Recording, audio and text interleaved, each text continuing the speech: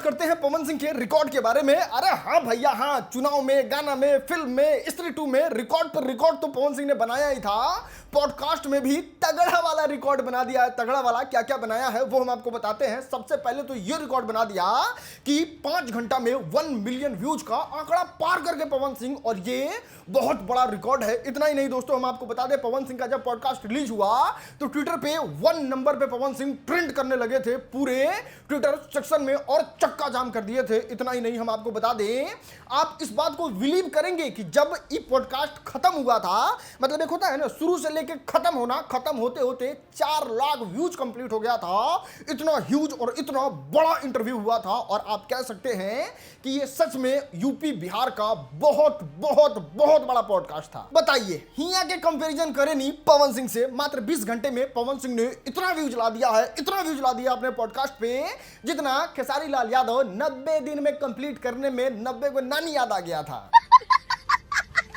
आप इस बात से भी अंदाजा लगा सकते हैं, जो शुभांकर मिश्रा आज तक में इतना दिन काम किए, बड़े बड़े लोगों के साथ, नेता मंत्री सुपरस्टार के साथ पॉडकास्ट किए और नॉर्मली रिलीज कर दिए, वो शुभांकर मिश्रा जब पवन सिंह के साथ पॉडकास्ट लेते हैं तो उनका कद और ज्यादा बढ़ जाता है शुभांकर मिश्रा का। और देखिए किस तरीके से ट्वीट का लाइन लगा दिए हैं और अपने आप को सफल मान रहे हैं कि जब हम अपने करियर का शुरुआत किए थे तो सब लोग कह रहा था कि ये क्या कर रहा है, ये क्या कर रहा है, और आज पवन सिंह का पॉडकास्ट ले लिए तो अब हमको लग रहा है कि हम सफल